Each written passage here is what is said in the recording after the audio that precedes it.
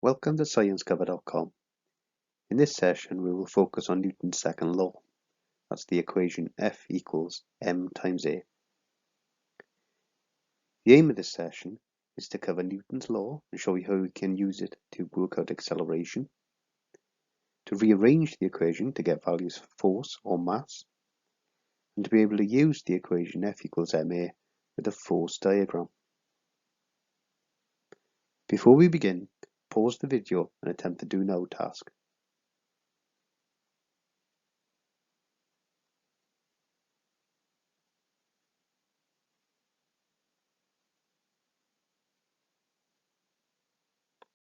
Let's check the answers to the do now task.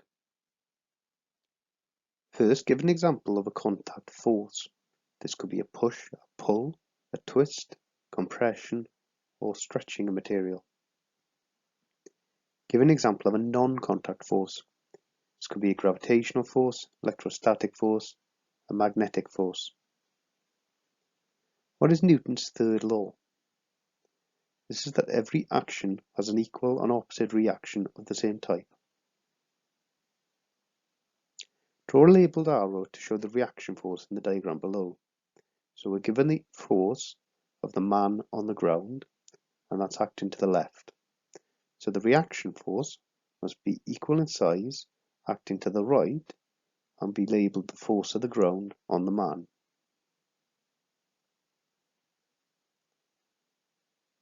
Number 4, explain how Newton's third law is used by a rocket to produce thrust. Well, the rocket burns fuel, which pushes downwards. The reaction force is that the fuel then pushes the rocket upwards. This force will be equal in size.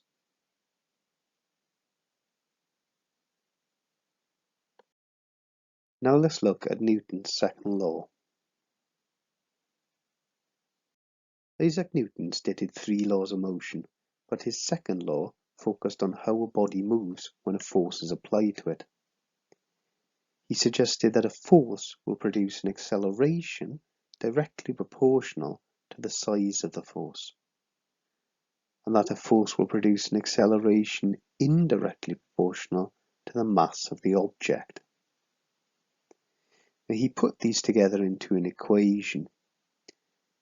So to work out the acceleration of an object, we need to know the force of the object and divide it by the mass of the object. Let's look at an example of how this is done. Calculate the acceleration of a ball of mass 0.1 kilograms if a force of 20 newtons is applied.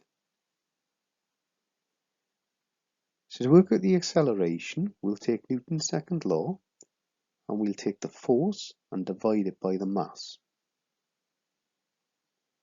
So the force is 20 newtons and the mass of the ball is 0.1 kilograms. So if we substitute those values into the equation, we've got 20 divided by 0.1. If we put this on a calculator, it tells us that the answer is 200. And since we're working with an acceleration, the units are meters per second squared. Example 2. A fish of mass 1.5 kilograms produces a 2.5 Newton force with a whip of its tail. Calculate the acceleration of the fish. So again, we'll use Newton's second law. The acceleration is the force divided by the mass. We'll substitute in the value for force and mass. So the force from the tail is 2.5 newtons, and the mass of the fish that's moving is 1.5 kilograms. So we've now got 2.5 divided by 1.5. Again, if we place this on a calculator, it tells us that the answer is 1.66. And since we're still working with acceleration, the units are meters per second squared.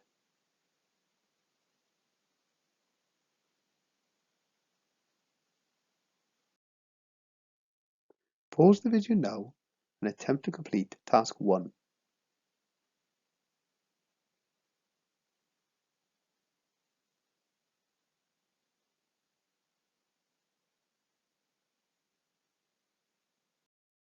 Let's check our answers to task 1.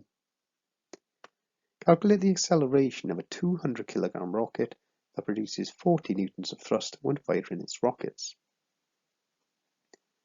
So acceleration is the force divided by the mass. So the force is 40 newtons divided by the mass is 200. And 40 divided by 200 is 0.2 meters per second squared. A slingshot produces 50 newtons of force on a 0.2 kilogram rock. What is the acceleration of the rock? Again, we first put the equation. Acceleration is force divided by mass. Substitute in the value 50 newtons as a force and 0.2 kilograms as the mass. 50 divided by 0.2 gives us 250, and the units are meters per second squared. Question 3. A car has a mass 200 kilograms and produces 30 newtons of thrust from the engine. How quickly will the car accelerate? Acceleration is the force divided by the mass. So the force in this car is 30 newtons and the mass of the car is 200. So we're doing 30 divided by 200, and this gives us 0.15, and the units are meters per second squared. Question 4. The diagram shows the mass of various sporting balls and the force that has been applied to each by a sportsman. Now we want to work out what the acceleration of each of these balls is.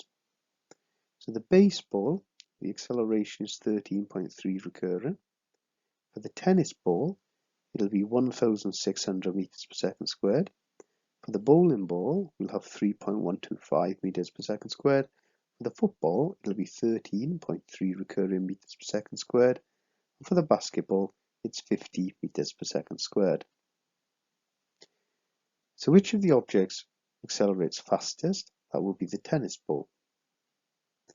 Which of the objects accelerates slowest? That will be the bowling ball. And which two objects have the same acceleration? That's going to be the football and the baseball.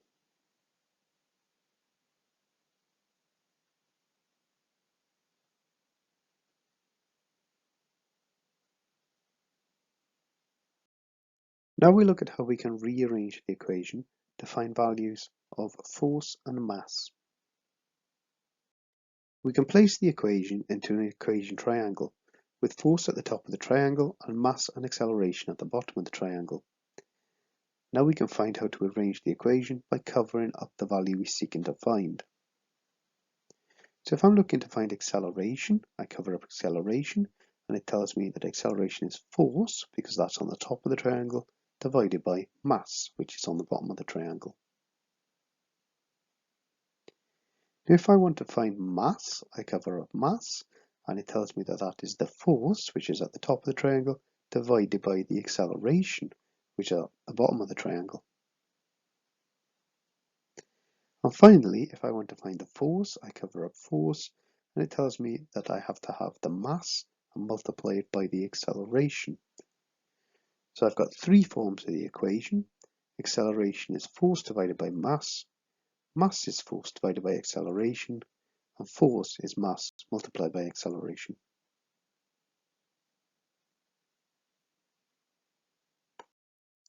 Let's look at an example of how we can use this. A classic car produces 200 newtons of force to accelerate at 1.5 meters per second squared. Calculate the mass of the car. So if I want to find mass, I cover up mass in the equation triangle, and it tells me to do force divided by acceleration. So mass is force divided by acceleration. I can now substitute in the values I'm given in the question. So 200 newtons is my force, and 1.5 meters per second squared is my acceleration. So the mass is equal to 200 divided by 1.5, which if I type on a calculator, tells me it's 133. And since I'm calculating the value of mass, the units are kilograms.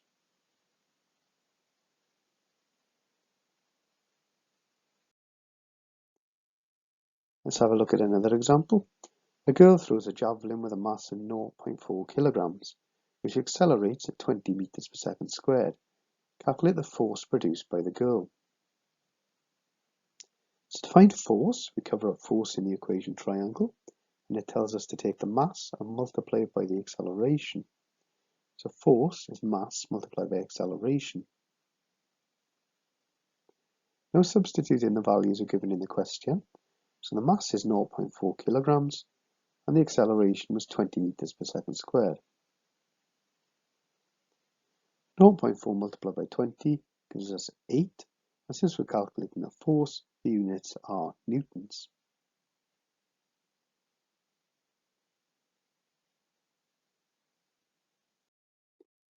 Pause the video now and attempt task 2.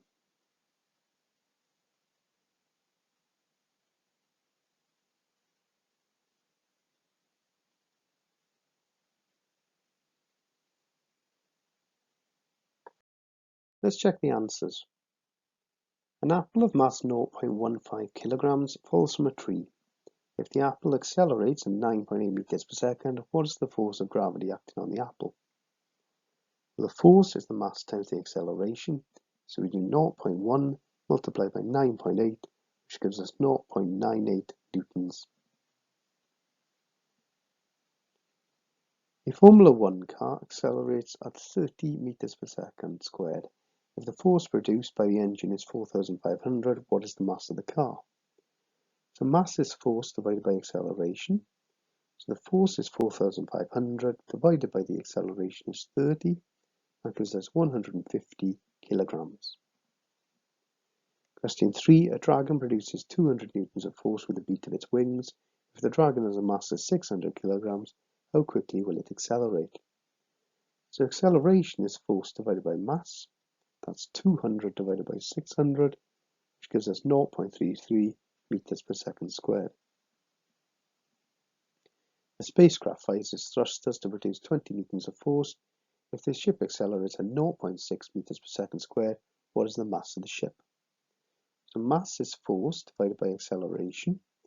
So this is 20 newtons divided by 0.6 meters per second squared, which gives us 33.3 kilograms. What force is produced by an archery bow if it accelerates a 0.05 kilogram arrow at 50 meters per second squared? Well, the force is the mass times the acceleration. That's 0.05 multiplied by 50, which equals 2.5 newtons. An elephant jumps off a platform into a pool of water. The elephant accelerates at 9.8 meters per second due to a 400 Newton gravitational force. What is the mass of the elephant? So mass is force divided by acceleration. The force is 400, the acceleration is 9.8. So 400 divided by 9.8 gives us 40.8 kilograms.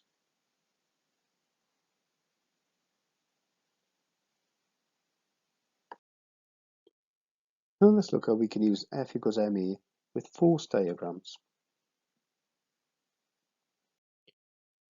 Let's look at an example. This diagram shows the force acting upon a helicopter. The helicopter has a mass of 3,000 kilograms and is flying horizontally. So we can see we have 8,000 Newton force acting forward and a 2,000 Newton force of drag. What is the resultant force on the helicopter? Well, since the helicopter is moving forward, I'm going to take the 8,000 Newtons as my positive value, and I'm going to take away the 2,000 Newtons acting in the opposite direction. This gives me 6,000 Newtons as a resultant force acting in the forward direction. What is the acceleration of the helicopter? Well, acceleration is force divided by mass.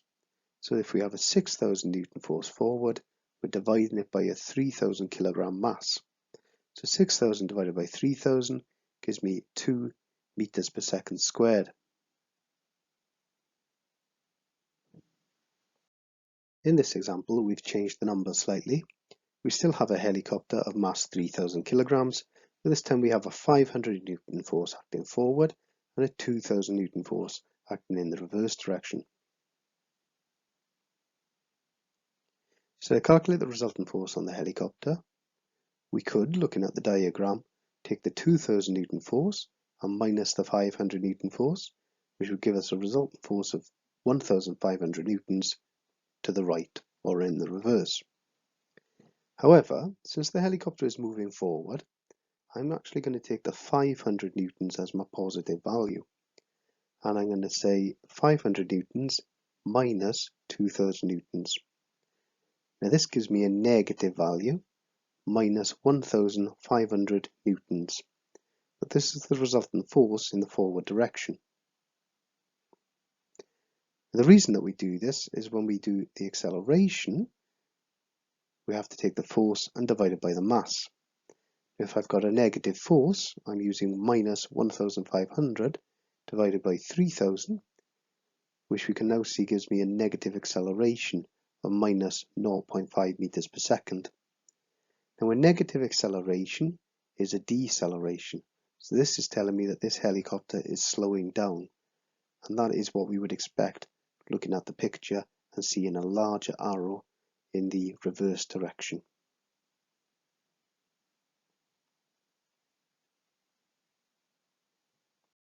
Pause the video now and attempt task 3.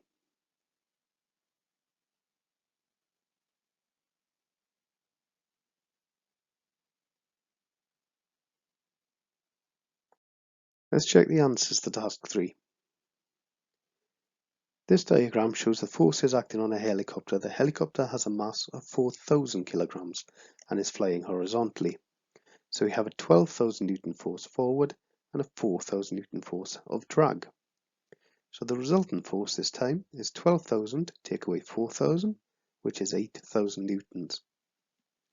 Calculate the acceleration of the helicopter. Acceleration is force divided by mass. So you take the 8,000 and you divide it by the mass of the helicopter, which is 4,000. This gives us 2 meters per second squared. Describe what will happen to the helicopter's speed. This helicopter's speed will increase, so it will accelerate.